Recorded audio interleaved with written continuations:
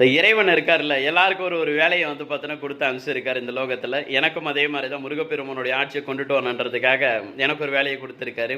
இந்த வேலையை நான் செய்யும்போது எவ்வளோ எதிர்ப்புகள் வந்து பார்த்தோன்னா வரும் பாருங்களேன், எவ்வளோ பிரச்சனைகள் வரும், எவ்வளோ ப்ரெஷர் வரும், எல்லா மட்டத்துலேருந்து எவ்வளோ பெரிய ப்ரெஷர்லாம் வரும், எவ்வளோ பெரிய இக்கட்டான சூழ்நிலை உருவாகும். எல்லாத்தையும் தாண்டி அவன் என்னோடு இருக்கிறான். என் மாமன் எல்லாமல்ல எம்பெருமானும் மதுரை மீனாட்சியும் மருதமலை முருகமச்சாரம் 18 சித்தர்கள் தாத்தாவும் கற்பக விநாயக மச்சானும் வந்து பார்த்தீங்கன்னா என்னுடைய தகப்பனும் கல்லழகர் தகப்பனும் தாயார்களும் கூடவே இருக்காங்கன்ற அந்த வந்து ஒரு நம்பிக்கையோட நான் அவங்க கொடுத்த வேலையை செவ்வனே செஞ்சுட்டு வந்து பார்த்தீங்கன்னா ஓடிட்டு வந்து பார்த்தீங்கன்னா இருக்கீங்களே. அதே மாதிரி தான் நீங்களும் சும்மா வந்து பார்த்தீங்கன்னா இந்த லோகத்துக்கு படைக்கப்படவே இல்லை.